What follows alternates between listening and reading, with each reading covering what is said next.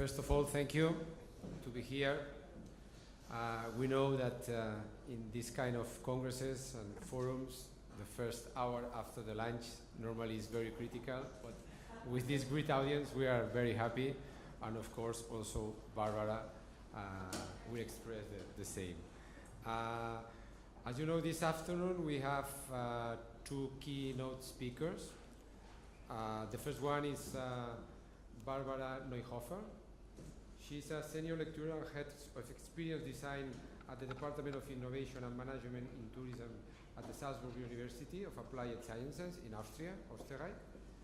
Before her current role, Barbara was working as a lecturer in tourism and hospitality management at the University of Bournemouth. And his focus research is on experience and transformation economy. And she researches, writes, and speaks about customer experience design and how digital and smart technologies shape the way we co-create human-centered, etc. Then we have another excellent key speaker this afternoon, and of course, Barbara, it's your time. We listen. Sorry, I take the opportunity to remember two things. We have, of course, the application. If you want to later to ask questions, you have this option. And also in this application, you have another option that to vote the best of the conference during all the day. Okay, is the microphone working? Okay, then let's start. Buona tarda, buenas tardes. Welcome from my side, and first of all, it's an honor to be here today in Barcelona and talk to you and with you about the topic of experiences. In the presentations in the morning, we have already heard the buzzword, experience here, custom experience there. What I would like to do today is to focus a bit more on this experience design discussion. What does it mean to create experiences, and how are experiences related to technology, and especially to smart tourism and smart technologies.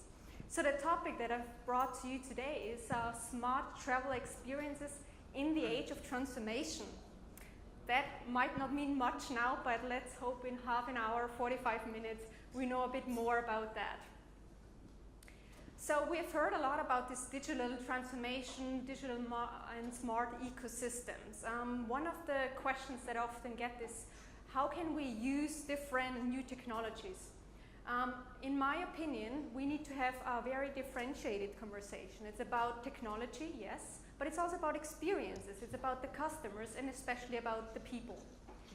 When we look into the smart service ecosystem, we can already see, if you look at all the different bubbles up here, that smart tourism is a very interdisciplinary area, and it's a project, an agenda that really requires us to look at it from multiple perspectives. Whether this is human capital, social capital, the area of innovation, the area of technology, or governance, policy making. So it's something that requires a lot of different minds, different heads, and different thinking approaches to look at that. How do I come in here? Well, my approach, you can see on the right-hand side, and this is really the area of experience design. So I've been working the last couple of years on the intersection of experience design and technology. So how can we actually create experiences? How can we create value and value propositions for customers and with customers? And this is the area that I would like to focus a bit more on today. When we start this conversation about smart tourism, as you know, a lot of the questions are right into, so Barbara, what kind of technology should we adopt? What kind of technology do we need? Okay?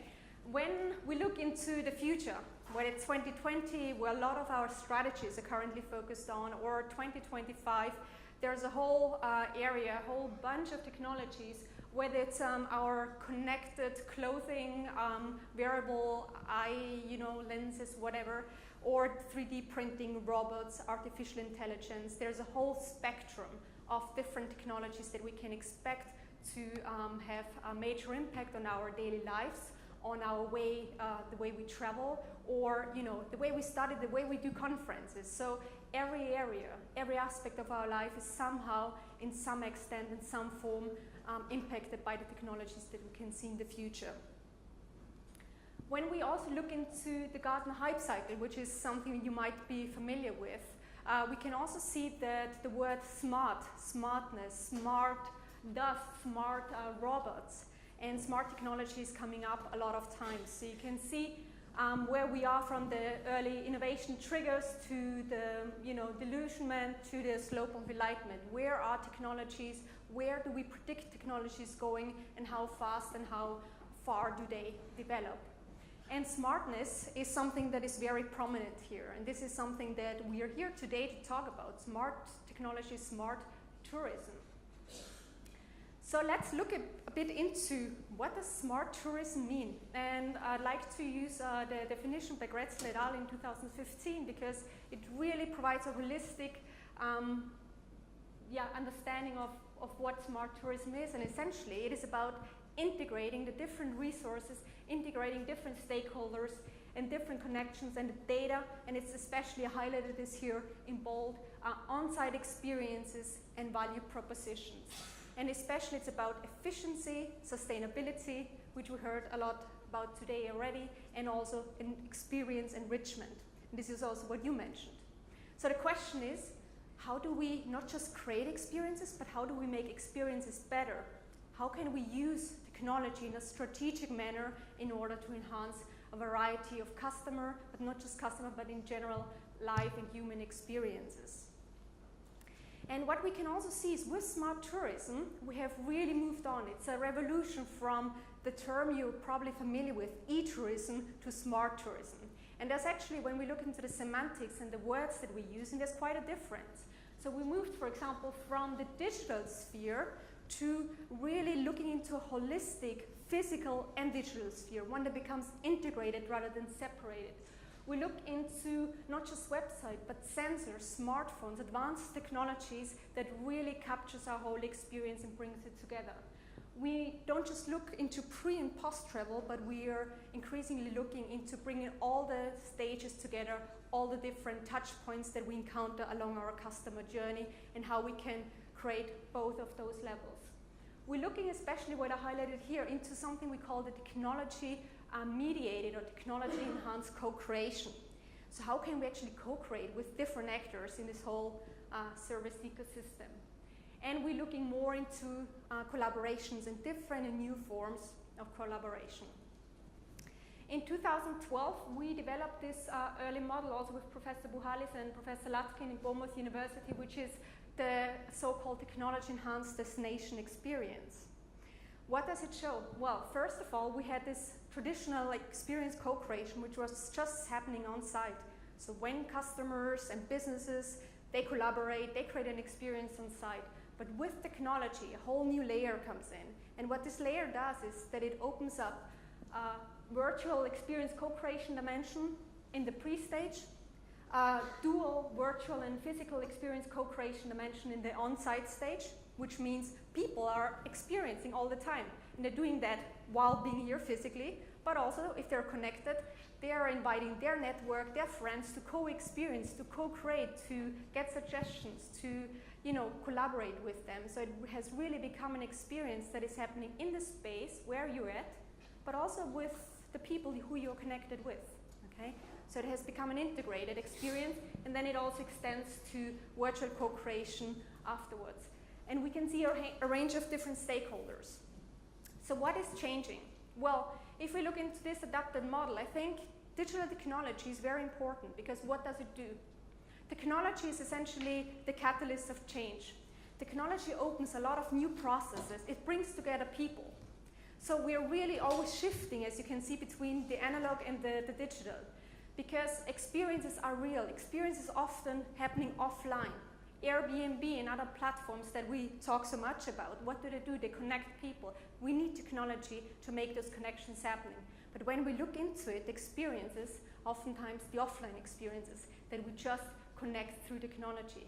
So it's a bit in the middle here. We are creating different markets. We're connecting B2C. We're connecting also C2C, customers and customers. But most of all, we're connecting A to A. And I would really like to use that term much more, which is actor to actor. It doesn't matter whether you're a business, whether you're a customer. It's about connecting people, connecting different stakeholders. And I feel the word actors to actors is much more appropriate to use, because that implies somehow an equal level, an equal collaboration, that we all are working together and creating experiences together. I'd like to show you a couple of statements, and we already heard them also this morning a bit. When I have discussion with businesses, organizations, and they ask me, Barbara, what do we need? Well, the conversation is oftentimes around, we need Wi-Fi, and for free. Yes, of course, it's 2018, we need free Wi-Fi. We also need an app. How can we make our destination better? What app we should develop, or how much money should we invest for this or that? Or we need to have this latest robot, or service robot, because everyone now has it, so we also need to have it. Or our competitors have it, so let's go and jump on that bandwagon.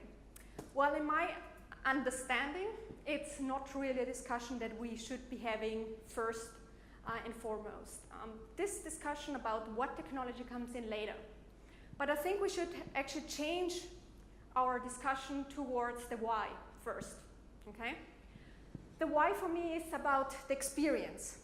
And when I get this question about what technology should we adopt, what technology should we buy, I think my answer is always, well, it depends. What kind of experience would you like to create? And then the conversation suddenly shifts and say, okay, yeah, you're right. How do you want to change the experience of the people, of the customers?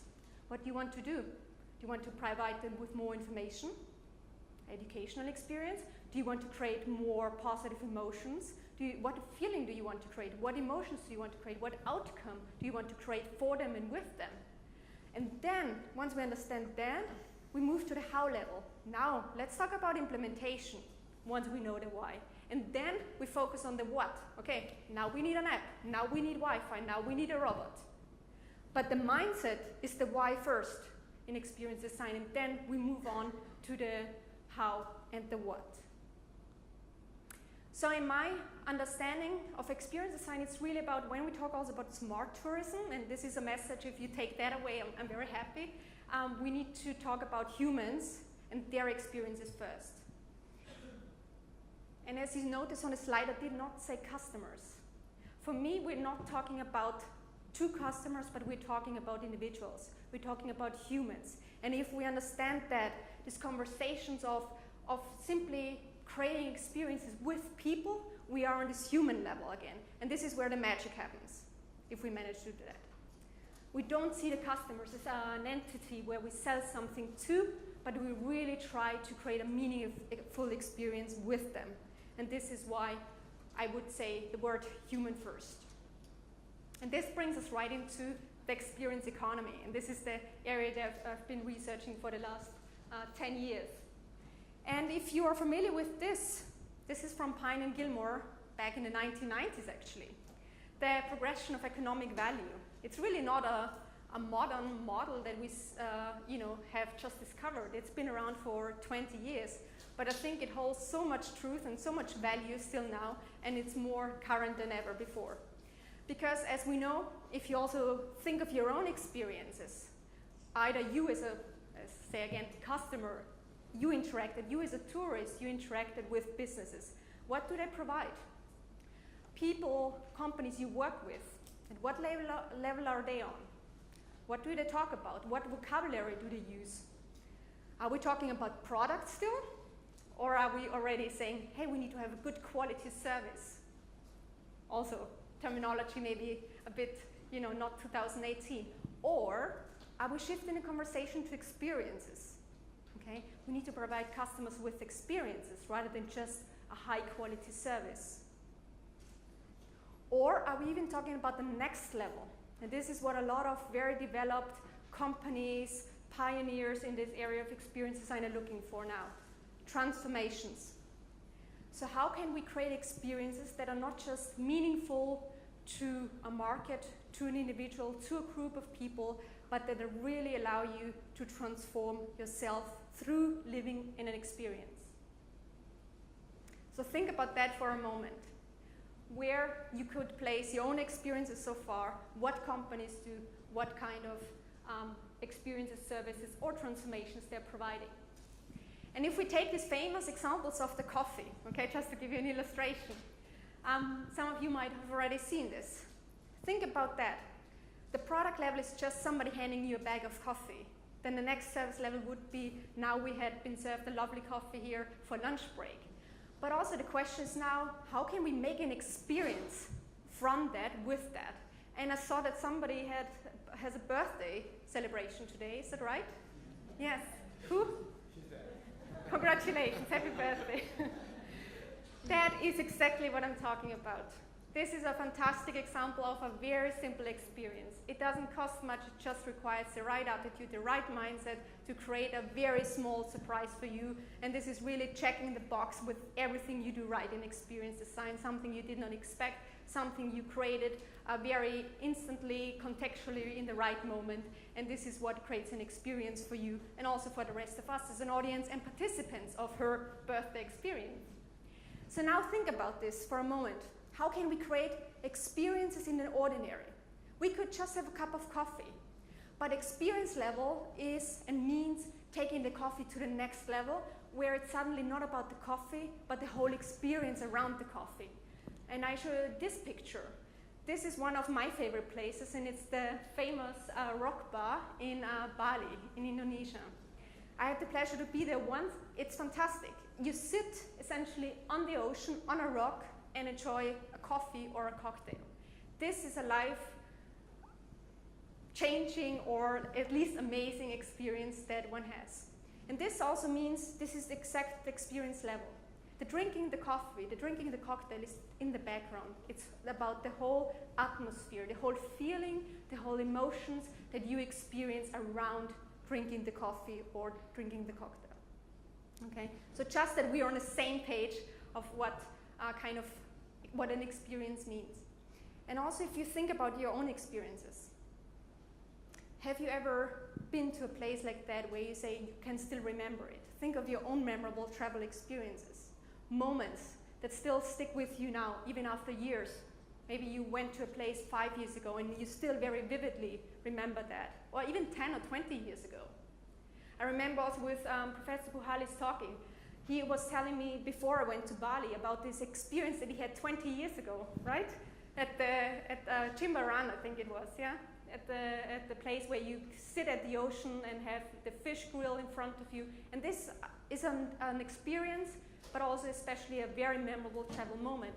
So what we want to do as companies or as organizations and as people is this kind of experiences that people treasure for a lifetime.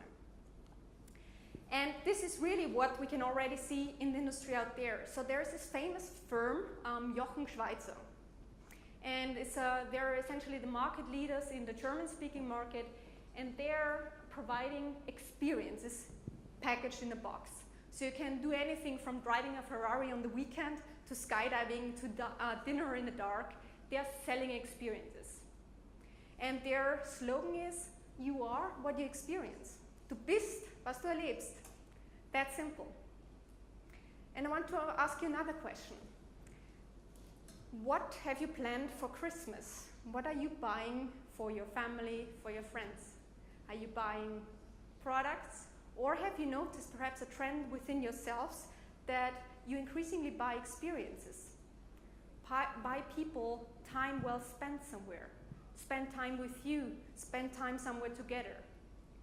And there has been a very strong shift from just giving people a physical product to really experience something together. And this is what they are selling exactly.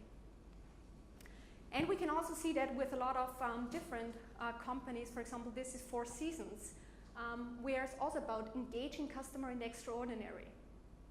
So it's about, on the website, about extraordinary experiences. They're selling hotel rooms. It's about the bed and the bathroom, but you don't see that here. It's completely in the background. It's about creating a whole experience for you while you're there, having one of your most memorable experience of your lifetime. This is what the value proposition is. This is what they want to create for you and with you. Or other firms create very highly curated experiences. So something that goes beyond the hotel stay, something that goes beyond the destination, but holistically, even you as a service provider, even if you just are responsible for just the room or just for the car or whatever it is, or the transport, think of the holistic experience that people have in a destination while they're here in Barcelona.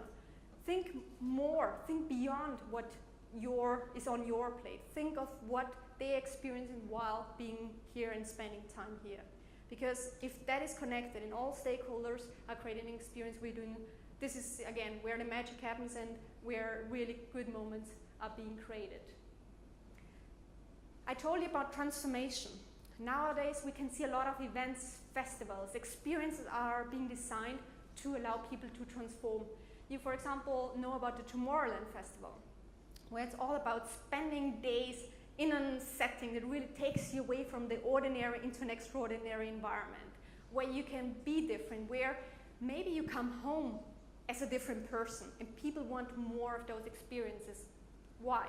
Because we have become so used to having experiences everywhere all the time. So it's actually now a competition a bit to getting to the next level. What comes next? What kind of experiences are coming next? And what is next is transformation. Things that perhaps expose you to different points of views, to different cultures, to different people, to different mindsets, that when you go back home you say, this changed me on a personal level so much, I recognize that I'm slightly different than I was before. People look out for those meaningful experiences. And one of the quotes that I really like is this one here. Fill your life with experiences, not things. Have stories to tell, not things to show. And I think on some level this resonates with all of us, because it's at the end of the day about storytelling, and most of all fill our life, our own life, with stories. That we say, yes, my life was meaningful. When I'm 80 or 90, I have great stories to tell. And other places here I want to show you. Destinations. Make something of the authentic value proposition. What is the surrounding? Look at the atmosphere. You only live once. #YOLO. So here, for example, this is the very opposite of warm Barcelona, Finland, and the Arctic resort, where you can essentially sleep in an igloo and look out to the northern lights and the ice-cold weather while you're sleeping in a very warm place. So it's about creating those special experiences that you only can find in very few places. Or another example of a transformative experience is this one here in Jocha Castle in Poland. This is a conference, essentially a non-conference I attend every year, and it looks like that. It's an experience design place where the idea is that you go through a transformative experience, and by doing so you learn about the transformative experiences.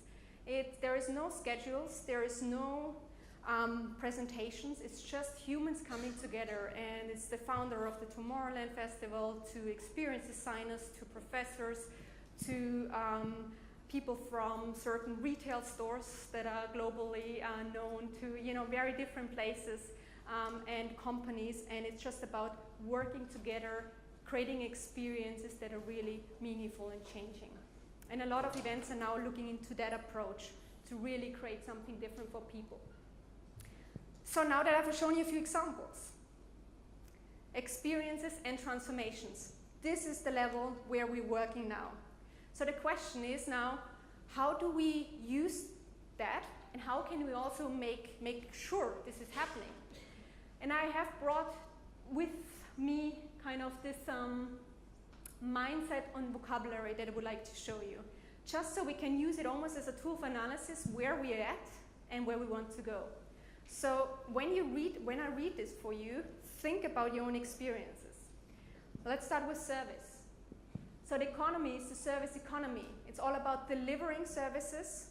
It's about creating something intangible. We're customizing. So for multiple people, we're customizing. We're delivering on demand. We call ourselves a service provider. We are catering to clients, and we're providing benefits for them. Sounds familiar, right? That vocabulary. Let's move into experiences. Experience economy, we are staging experiences. We are trying to create not just an intangible service, but a memorable experience and moment. We are trying to create something personal that is revealed over duration of time. We are staging experiences for our guests, and we are trying to create sensations.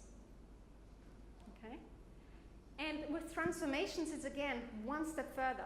Here we're trying to guide effectual kind of transformations, not for just people, but for individuals, that are not just revealed over a certain time, but are sustained. So it's about understanding their aspirations from the beginning towards making really change happen with them later. And we are not just speaking about guests, but aspirants of people who want to be transformed, and the traits we need to consider of what they want to have.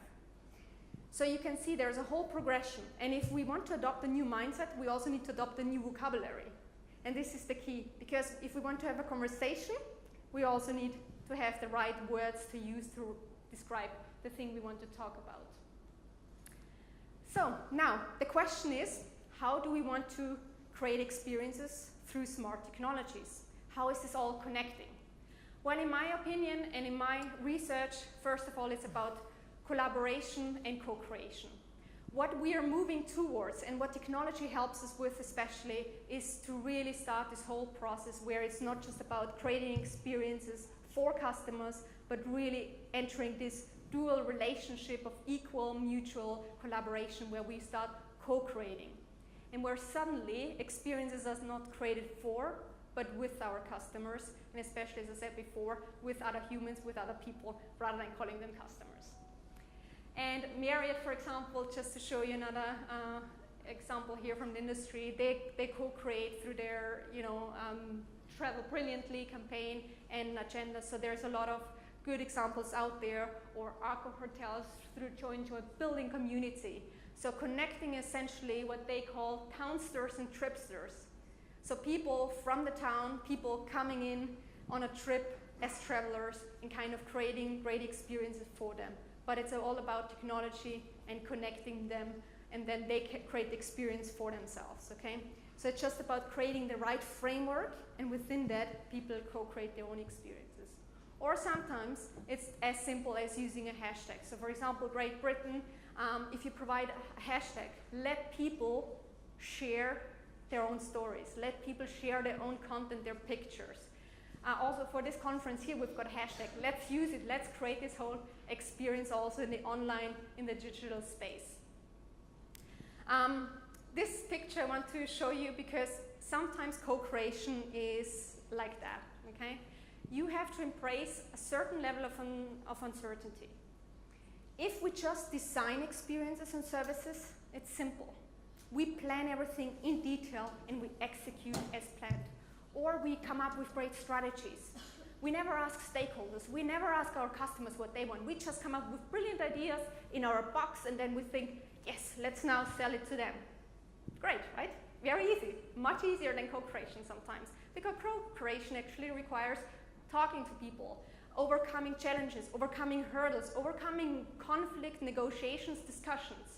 And co-creation is a bit messy because it's an open process. It's a process where you embrace otherness, where you embrace other people and try to get different ideas on board. And this is like the room that was done by the artist Yayoi Kusama in the Tate Modern, where every person gets one dot.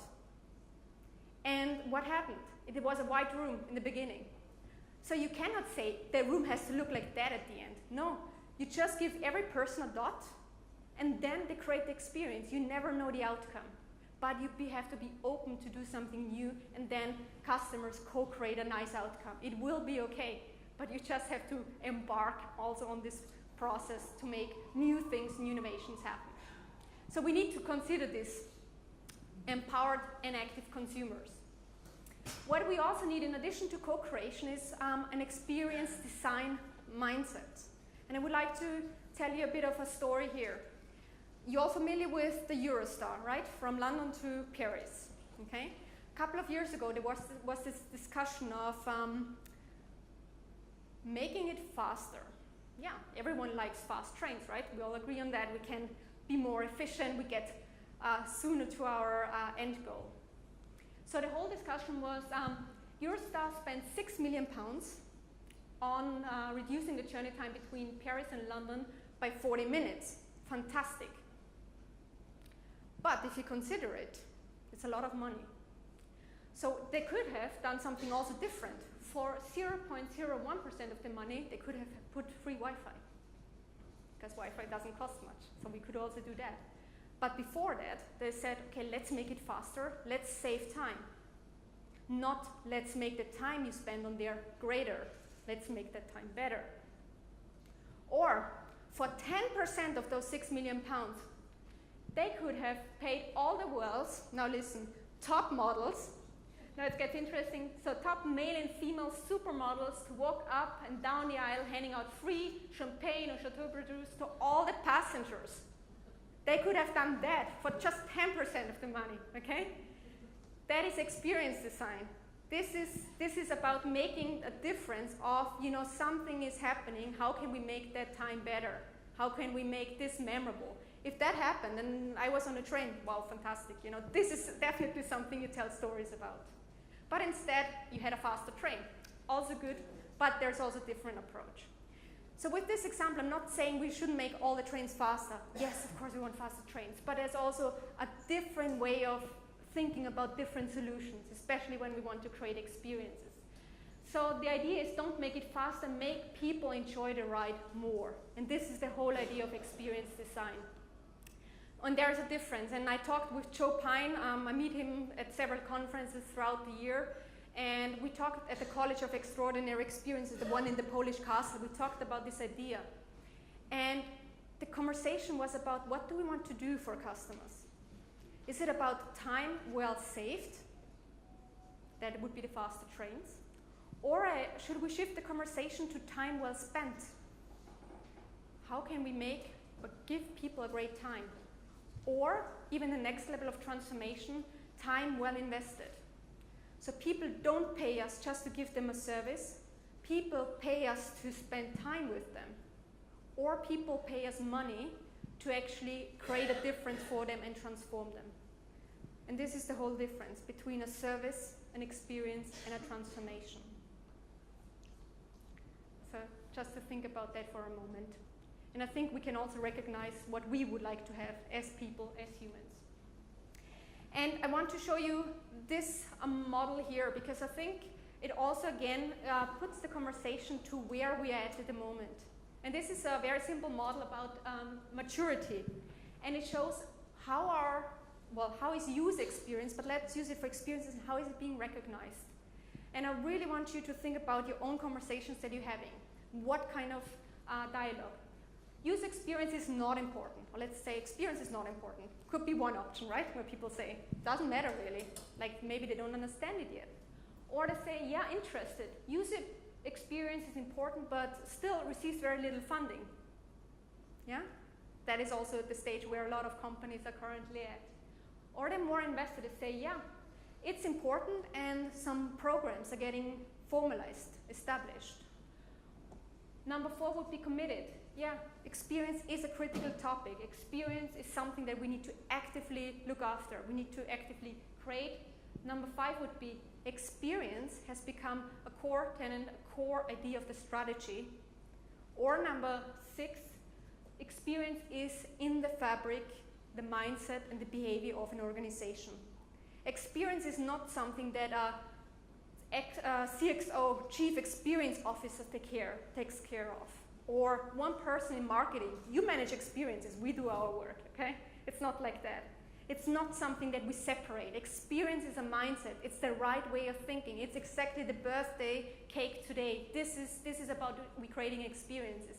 Yes, you need to organize the chef, you need to get somebody to buy candles and somebody to deliver it and get the people to sing a song. Yes, this is what we need, but we cannot say one person is responsible for those experiences. It's about the whole organization, about all the stakeholders making the right contribution to creating experiences. So what can we do to summarize? First, we need all the touch points. We need to consider that experiences are happening not just in a bubble, in isolation. Consumers or humans evaluate their experience at every single step. And it can be the arrival of, at an airport, at a train station. So this one here from Helsinki, nobody in their right mind would come to Helsinki in November, except you badass, welcome, okay?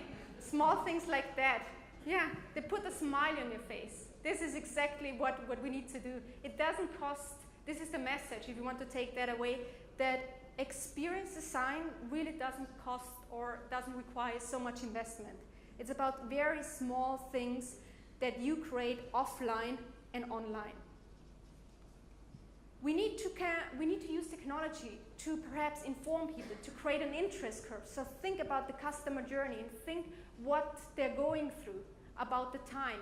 How can we create specific high peak moments in their whole experience? How can we introduce surprises? How can we introduce positive emotions? And speaking about experience, there is this model from positive psychology that is very helpful. And Martin Seligman said that essentially experiences or happiness, well-being, comes from having 5 different areas fulfilled. And that an experience, if we take it, could have positive emotions, should have a level of engagement, should have positive relationships, so personal relations, should have some meaning and give you a sense of, yes, I accomplished something, okay? And this creates a well-being. So if you think about the experience that you are planning, you're designing, you're staging, those 5 elements should be part of that. We also need to think about this, and I just want to show you that. This is from my research from my PhD a couple of years ago.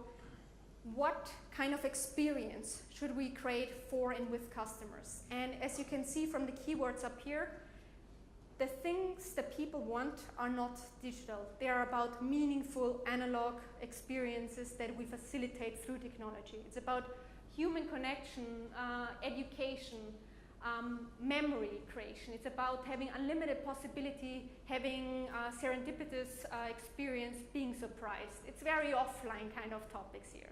But we can facilitate those through a range of technologies, and I looked at that with all the ICT available. But we can create those once we focus and once we know the why, once we know what should we be focusing on, and then we introduce the technology layer on top of that. Whether it's this Magic Band, you create an experience for them, you make it more personal, or Hotel Lugano Dante in Switzerland, who also use fantastic technology in the background to create great moments, great experiences for people. There's many ways, so to wrap it up, I feel what we can take away if we want to really make a change towards experiences, then we should first of all know that experiences do not happen by chance. They are really carefully designed, often in the background. They require the right mindset, and technology is a means to an end, but it's really about the experience. And once we've got technology, we can really create a good level of powerful individual experiences that are meaningful to a person.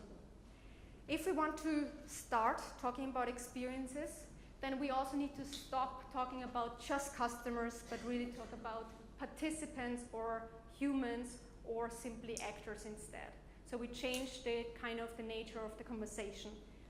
And I also feel that we do not just need a digital strategy, but we really need a human strategy, an experience strategy that enables us to understand the individual, and then in a second step, add the technology at the right time, in the right context, for the right person in the right setting. And then all the ingredients come together of how we can create a great experience. So with that, I want to leave you with this very simple image, the sandbox. And the sandbox, I feel this is what we should be creating. Everyone knows a sandbox. Yeah, probably played as a kid. Very simple. What you need is a frame, and in that frame, you create your own experience. But we need to understand, what do they want to build? Do they want to build a fortress, a castle, a lake, whatever? And then you serve them the right props and items, whether it's a shovel, it's a bucket, or whatever. But you need to ask them first, what do you want to create and how can we assist you, rather than throwing all the items on top and say, hey, we've got this fantastic technology, take it and do that. Make it more meaningful, make it count. Thank you very much. Gracias.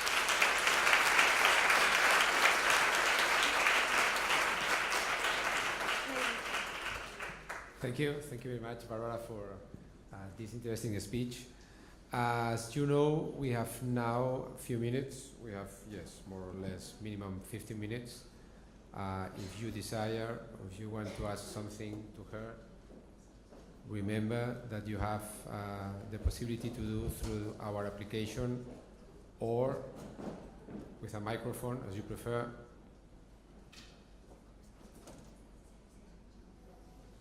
I don't know if we have something. Yes. The first is the. Spanish or Mexican, different origins, different needs. Yes, absolutely. Yeah. There is no one such experience. There isn't one answer that works for every country. That what I just said, experiences are essentially something highly individual, something that is just about you. So we are, for example, sitting all here in the same room. I can assure you, if we are, how many people are we in here? Like, let's say 100 people, we have 100 different experiences. It depends on where you're from, and the personality, the mood, how much coffee you had or not had. So it depends on all the factors. Contextually, every experience is different every time, and this is why it also requires a distinct approach to creating experiences that really meet the need of the customers. And we are back to Maslow's hierarchy of needs almost, and self-actualization, where we say, what is the need of my customers at this moment in time? And then to facilitate that for them. That's simple, if that answers the question, yeah.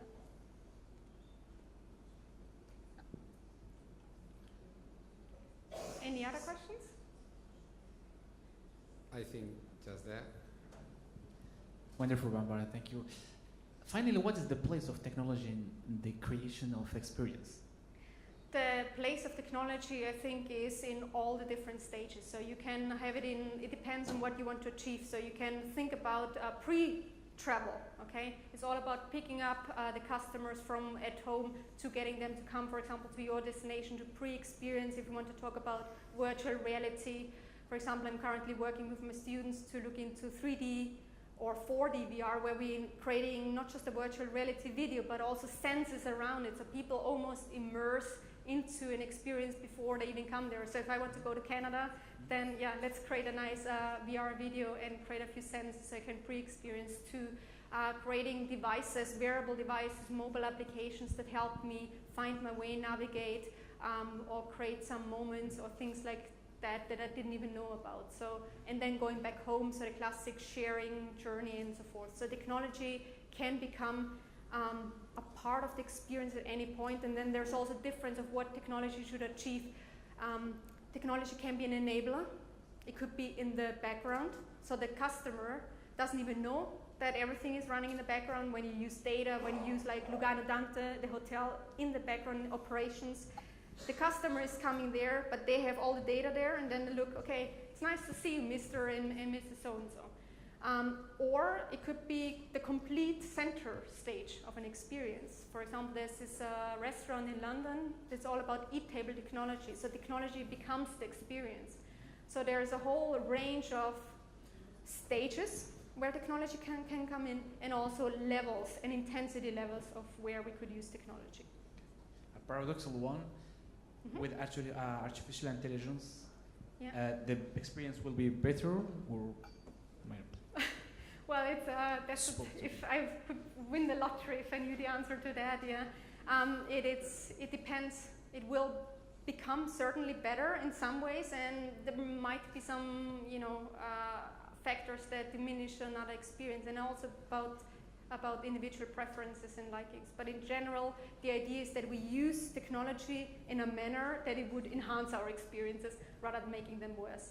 But even nowadays, if you think about it, a lot of people are very heavily technology oriented and use so much technology in their work, in everyday life, that there's also this trend of digital detox, not using technology, being more present in the moment. So we also need to recognize that there's a small counter trend to highly prevalent, ubiquitous, everywhere technology.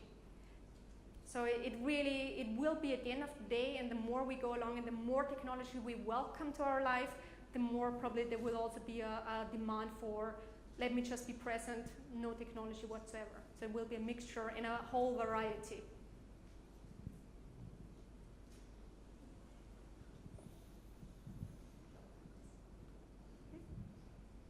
No more questions? Yeah, Yes. there. Thank you for your presentation. I really like the new stage of transformation.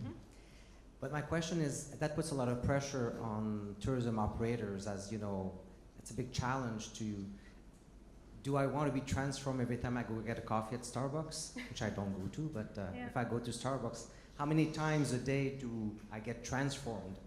And do I get tired of it? Is it for specific moments? And I felt like it's made for the luxury products, and if I go to more economic hotels, is there a transformation at the economic level that can happen as well? And yeah, very good question. We are just at the start of seeing patterns of transformation. To be honest, we haven't ever actually figured out fully of how we can really create and design for transformation to happen. It's a very complex and also psychological process. But I would agree with you that we would not seek transformation at every coffee that we get. So it should still probably and will be a very rare experience, but something that people look out for more. Maybe it's once a year or every 5 years when you feel ready to actually be transformed on some level. But it's not your daily or weekly experience. But in general, we can see a pattern that people are definitely moving away from just having a service to let me have an experience. And beyond that, maybe every now and then, I would actually like to have a bit of a transformation where it's about, you know, for example, I go mountaineering a lot, a physical transformation that you have an accomplishment of going to a new mountain or going on a yoga retreat or whatever people feel, whether it's a spiritual transformation, a physical, intellectual transformation, maybe here today, whatever. But people are looking more for those kind of transformations as well, in addition to the rest. And will it stay with the luxury products, or can a 2-star hotel transform me in some way? That probably can. I mean, I can only also talk about my personal experience. For example, mountaineering, I find it somehow very transformative, although there's no luxury whatsoever. There's not even running water for 2 weeks if you're somewhere in the Himalayas. And there's no toilet, there's no shower, there's no nothing. So it's the basic of the basics, and still it can be very transformative because sometimes it's not about infrastructure, but more about also human connections, cultural experiences that change your mindset and your way of thinking, that expose you to something that is so different from you that you, if we take like the example of an earthquake, it shakes you. And then you suddenly realize, hey, I'm slightly different than I was before. So it has not necessarily to be connected with luxury infrastructure, I would say. Let me ask another Yes. sub-question, sorry. Is the hospitality industry ready for this? I mean, we still have the difficulty delivering good service or good products. Are we ready for transformation? I would hope so, yes. We see some patterns. I think we have to learn from the pioneers to see how it works in practice. But as I said, it doesn't always require so much investment. It's really, I think we need to start with the mindset. We need to start with that every employee knows we need to do experiences. We are an experienced business, and let's make it happen at all steps. I mean, there is, for example, if Ritz, Carlton, I think, they have a budget for every employee to make experiences happen. Give your employees, empower them. Say 500 euros a day, make somebody smile, make a great moment for somebody. So it's more about this mindset and training especially, and then I think then it will start rolling into the right direction. There was a question, I think, over there first. Yeah. Barbara, thank you very much for inspiring us. It was wonderful. My question is about the human factor. When we stop thinking on humans and we change into customers, we need to focus more on mindset and less on technology, maybe? Or both, a combination? Yes, mindset and technology. I think, technology is very central, and especially when we talk about the smart tourism agenda, there is no way around technology, and there is no way that it will be a very integral part of our everyday life. It's just about using it for the right purpose. And once we figure that out, then technology comes naturally into place. But it shouldn't be just this technology agenda of adopting the latest things just because, but more of a mindful discussion of what we want to achieve, and then let's make it happen with the right technology, if that makes sense. Sorry, Barbara, you have another one there. I'm sorry. No, just before. Which one? First one? Delivering experiences usually. Both. Okay, I'll try to get there. What will come next, do you think?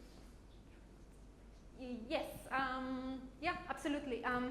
the whole idea from Pine and Gilmore in experience economy is that we services have been commoditized and it has not been enough. So for us to have a competitive advantage, we need to have experiences. And now the same thing what I just said happened with experiences. There's experiences everywhere. You go to the escape room here, and then you go to the dinner in the dark there, and then you go to the sky kind of restaurant over here. There is experiences all around us if we're very much developed, luxury or not luxury, but people are selling you experiences. So even that becomes almost a commodity. And this is why now more people say, I don't want just to have another escape room, another dinner in the dark. I want to be transformed so that the experience serves me rather than I'm just consuming experience 1, 2, 3, 4, 5, 6. It's more about how can an experience make a difference with me and in my life. So it becomes actually a bit more centered about the individual and what they want and how an experience helps them. And then we are at the transformation level. And what comes after transformation, I don't know. So let's see. How do co-creation process between locals and visitors? Yeah, very good question. What we found in research that we also did about Airbnb in Malta and also in Jamaica, where it's very much about local and authentic experiences. Technology connects people, connects tourists, connects locals, but then it's really about having more authentic local experiences on site. So we're again offline. We're about having conversations, having to share, a dinner, co-creating a nice trip somewhere, simply staying with locals. It's more what people desire nowadays than just, a standard experience that anyone can have. People want to have this story. This was just something that I experienced because I was with that local. They feel like this is unique. And if it's unique, it feels good. And if it's authentic, then even it feels better. So, yeah, people want that definitely more. Okay. Well, my question or comment was about collaborative tourism, collaborative industry. And I was thinking, well, it goes with what you just said, but I have a colleague who's starting a startup for encouraging women to travel by their own, to do solo traveling around the world, and stays at home, safe place at woman's place. It's between inhabitants. So about what he said, Jean, before, like hotels needs to, how can they get to this transformational level? But I'm thinking collaborative industry is also about, sometimes transformational experience comes from collaborative industry, but it's not necessarily competition, but there's a link we can do between these two, is it, aren't we? Yes, could be, if I understand correctly. Yeah, I mean, collaboration usually creates some value, and if we co-create that value, then that's great. Yeah, it depends also where those kind of experiences are happening. But they can be online and offline. They can be we're connecting people in an online space, and then they're creating something of value, or we're talking about the physical experience on site that they are co-creating, and we can have that at any point. Yeah, but for hotel industry, would they see that as a treat somehow? This transformational way of doing tourism with the collaborative industry. I mean, we're talking about sometimes. Again, when customers or tourists or humans as individuals simply want those kind of experiences, for them when they come to Barcelona, or for me or for you, it's a holistic experience. It's about having a journey through maybe staying at Airbnb and then going to a hotel and then having a meal at a restaurant and then having a meal at a local's place. It's about this mix, so I think we need to collaborate and we need to consider the experience of that one person has holistically, rather than saying we're just responsible for the hotel and then we don't care. Maybe let's connect them to say, okay, you're staying in a hotel, classic environment, but we have contacts, or maybe our concierge, because he's such a great person, takes you on a place somewhere, because he, after all, apart from his job, he's also a local person, or she's a local person, okay? So it's about also embracing maybe in hospitality industry, hotel industry, this mindset of, how can we give people this treat of giving them more authentic experiences, being part of the kitchen. Why not open the kitchen sometimes and say, oh, with our chef, he has been here for many years, you know, create a meal with him or with her. It's also about, finding new ways, finding a new mindset with that. If that Thank you. answers your question. I think here, so yeah. Okay, thanks, that was great. I read recently that the hospitality and tourism sectors were the least creative and innovative of all the industries. Least. Oh no. Which I thought was quite interesting, because actually the opportunities seem to really be there. And it seems to me that most of the change we're seeing comes from outside our sector, rather than coming from within the sector. Why do we find it so difficult to learn and to accept change? Yeah, that's a brilliant question, because it's so the opposite. Because if we think about the experience economy, and also with Joe Pine, I had conversations with that, and also with people at the College of Extraordinary Experience. The experience economy bases so many examples of the world's best experiences actually on tourism and hospitality. So whether it's the banking sector, any other service sector, or retail, they're all looking into tourism as those are the pioneers of creating memorable moments. Those are the pioneers. They know how to do it. They know the feeling of hospitality, of making people feel welcome. They're doing a great job. But within our industry, we are, first of all, not aware sometimes that we're actually creating experiences, because we maybe not using the right language. We just think, yeah, of course, if you ask a chef or a concierge who has been there for 20 or 30 years, and they created probably some of the best experiences, they don't even know that they're experienced designers in a way, because they wouldn't even use the vocabulary. So I think there's, first of all, lots of examples in tourism and hospitality where fantastic experiences are being created, and the outside is actually looking to us, if we consider this as us. But maybe we are not aware that we're already doing it, that we're a great job, and maybe we're a bit hesitant to learn from each other, or to actually say, yes, we need to do this more, or consider it strategically. Yes, we need to embrace experience design on purpose, because as I mentioned, experience design is something that requires a mindset, design thinking, and on-purpose design that do not just happen if you don't foster it, if you don't, enforce it. One thing, since I have the microphone still, one thing that your presentation and mine have in common is that we've both found some really good examples, but also that those are not representative of the sector. Yeah. Those are just the anomalies, the exceptional people. How do we get the bulk of our sector to learn from the leaders? Training, mindset building.